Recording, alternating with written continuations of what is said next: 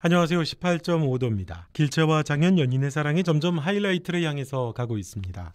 길채가 이혼을 하고 힘겹게 살아갈 때 돌본 아이들이 있습니다. 먹을 걸 주고 도와준 아이들이죠. 누군가를 잘 도와주는가 보다라고 생각을 할 수도 있겠습니다만, 길채가 갖고 있는 서사와 연인들의 서사에 있어서 상징적인 의미가 있는 것 같아서 영상을 만들어 봤습니다. 길채는 구원무와 장현에게 거짓말 아닌 거짓말을 했죠. 구원무와 재회할 때 구원무는 오직 길채가 오랑캐에게 욕을 당했느냐가 관심이었습니다. 길채는 그랬다고 했죠. 그 일로 구원무가 이혼에 동의하게 됩니다. 장현에게도 그러죠. 오랑캐에게 욕을 당한 길채는 이라고 말을 합니다. 그때 장현의 아름다웠던 대사, 안아줘야지 얼마나 괴로웠겠냐고 라고 말을 했습니다. 연인의 깊은 사랑을 확인한 길채가 눈물을 흘리게 하고 많은 분들의 눈시울을 적셨죠. 길채의 이 말은 맞으면서도 틀리기도 하죠.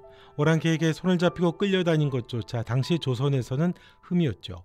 그렇다고 그게 또 오랑캐에게 잠자리를 끌려갔다라고 하는 건 아닙니다. 왕야에게도 그랬고 배가 많이 나왔던 오랑캐에게도 그랬고 실제 길채가 잠자리를 한 건 아니었죠. 당시 가치관이 그렇다고 할 수도 있겠지만 그렇게 보면 길채는 은혜에게 그렇게 대하지를 않았죠. 호란 당시 오랑캐가 덮치려고 할 때 은혜를 구했을 뿐만 아니라 은혜가 그 일로 인해 절망할 때도 살려냈던 게 길채입니다. 또 연준과 그 일로 인해 결혼을 단념하려고 할 때도 은혜를 설득해서 예정대로 결혼하도록 한 것도 길채입니다. 그 일로 인해 그렇게 포기할 일이 아니었던 거죠. 모르죠. 정말로 은혜가 몹쓸 짓을 당했다고 해도 길채는 은혜를 살게 하지 않았을까요? 그건 은혜의 잘못이 아니거든요. 오랑캐에게 당한 욕. 아무튼 이중잣대로 볼 이유는 없죠. 길채가 구원무나 장현에게 욕을 당했다고 한 말 안에는 마음을 보려는 것도 있었던 것 같죠. 길채의 얘기를 해보려고 합니다. 작가가 길채에게 부여한 서사 중에 인상 깊은 게 있습니다. 그건 다른 사람을 늘 구해준다는 겁니다. 은혜를 덮치려던 오랑캐를 죽였죠. 강화도가 점령당할 때 오랑캐에게 낭떠러지까지 몰린 여인들은 몸을 던지며 죽을 때 그때도 은혜와 종종이 등을 기어코 살려냈던 게 길채입니다. 길채는 원손까지도 구해냈죠. 그때 잘 달리는 길채를 보면 연인들은 달리기 잘하는 것까지도 비슷한 것 같죠. 병자호란 후에 다 굶어 죽을 지경이 됐을 때 식솔들을 비롯해서 친구인 은혜, 대장간 사람들까지도 살려낸 게 길채였습니다. 또 심양에서 도망치다 벼랑에 몰리게 됐을 때 종종이와 또 한 여인을 살려낸 것도 길채죠. 부모라 할지라도 내가 살겠다는데 라는 유명한 말을 했습니다. 조선으로 돌아와서는 전쟁으로 인해 부모가 죽고 버려진 채 거지가 되어 살아가는 배고픈 아이들을 거두어 준 것도 길채입니다. 자신들도 먹고 살기 빠듯한 정말 어려운 가운데 있었잖아요. 환양녀라는 소리 때문에 우물에서 자살하려고 하던 여인, 심양에서 도망가다 살자고 하며 살려냈던 여인을 또다시 살려서 거둔 것도 길채입니다. 길채는 늘 사람들을 도왔죠. 늘 누군가를 구해냈습니다. 장현과 야반도주를 하며 연인과 살 수 있었는데 그마저도 포기했던 이유도 아버지를 비롯해 자신이 챙겨야 될 식구들 때문이었죠. 길채가 강한 여인이니 그러려니 할 수도 있습니다만 작가는 상황마다 길채에게 왜 이런 서사를 부여했을까요? 왜 길채는 오랑캐에게 욕을 당했다고 거짓말 아닌 거짓말을 굳이 하게 만들까요? 작가는 길채를 바닥까지 내리려고 하는 것 같습니다. 길채를 스스로 낮아지게끔 만든 거죠. 낮아져야 볼 수 있는 게 있거든요. 약자가 되어야 볼 수 있는 게 있습니다. 그게 왜 의미가 있을까요? 병자호란이나 절을 강요하던 시대가 뭐가 문제고 위선인지 길채를 통해서 보여주려는 거죠. 위에선 보이지가 않습니다.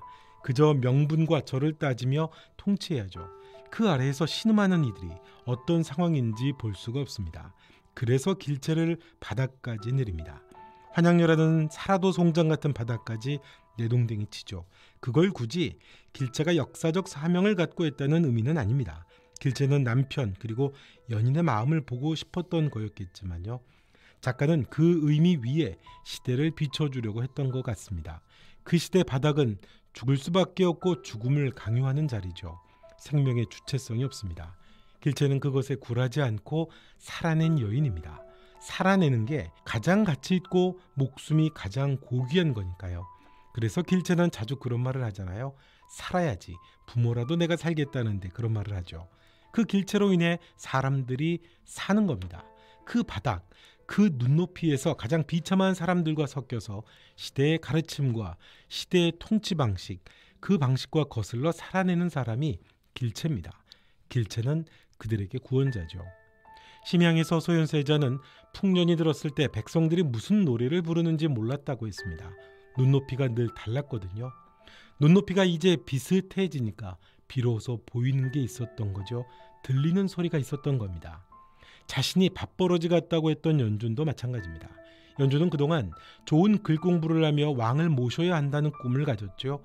왕이 곧 전부고 나라니까요. 그러다가 길체를 찾기 위해 양음과 길을 나서면서 백성들의 피폐함을 보게 됐습니다. 눈높이가 비슷해졌어요. 그러니 비로소 보이는 게 있습니다. 글로만 알 수 없던 세상을 보게 된 거죠. 자신이 밥버러지 같다고 장철 앞에서 눈물까지 흘리게 됩니다. 진짜 백성을 위하고 살려야 하는 게 무엇인지 연준이 비로소 볼 수 있게 된 겁니다. 길체는 가장 낮은 자리, 그 심연을 거니는 인물입니다. 길체는 힘없이 청나라에 굴욕당하면서 백성의 죽음이 강요되는 그런 시대에 충격이면서 메시지죠. 피해자인 여성에게 오히려 가혹한 희생을 강요하는 세상, 피해자인 백성이 버려지는 세상, 피해자로 돌아오는 환양녀에게 죽음을 강요하는 세상, 그리고 그게 틀렸다고 살아내는 메시지가 바로 길체입니다. 작가가 굳이 길체에게 거짓말 아닌 거짓말, 오랑캐에게 욕을 당했다는 설정도 그대로 살린 건 이런 의미가 아닐까 생각을 해보게 됩니다.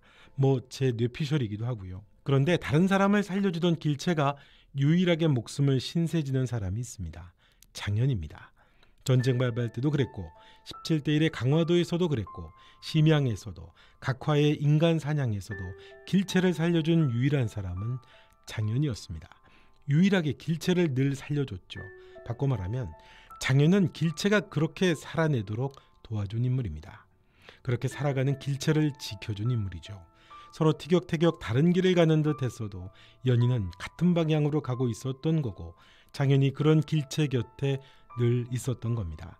장현 역시 누구도 돌아보지 않는 포로들을 구하고 살려낸 사람이었거든요. 하지만 돌아보면 길체가 제일 먼저 구해준 사람은 장현입니다. 누이의 죽음으로 집을 나와서 바람처럼 세상을 떠돌던 장현에게 사랑을 심어준 사람은 길체입니다.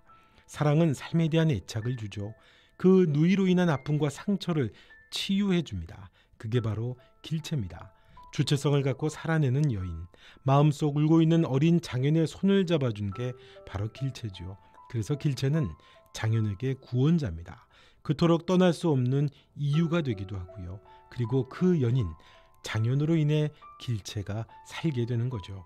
가장 깊은 심연 속을 걸어가는 길체의 곁을 이제 장현이 같이 걸어가며 지켜주는 거죠. 그 연인의 길이 결국 가장 높은 세자에게까지 균열을 냈던 겁니다. 새로운 시대를 열어갈 젊은 연준의 가슴에도 균열을 냈던 거죠. 배고픈 거지 아이들이 돌아다닙니다. 그 아이들을 또 길체가 밥을 주며 거두어 주죠.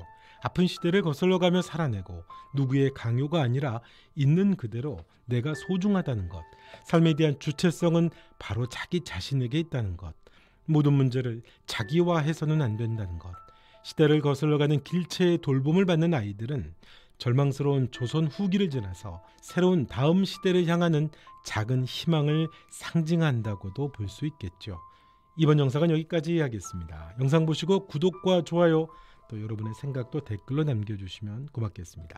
지금까지 18.5도였습니다. 또 뵙겠습니다.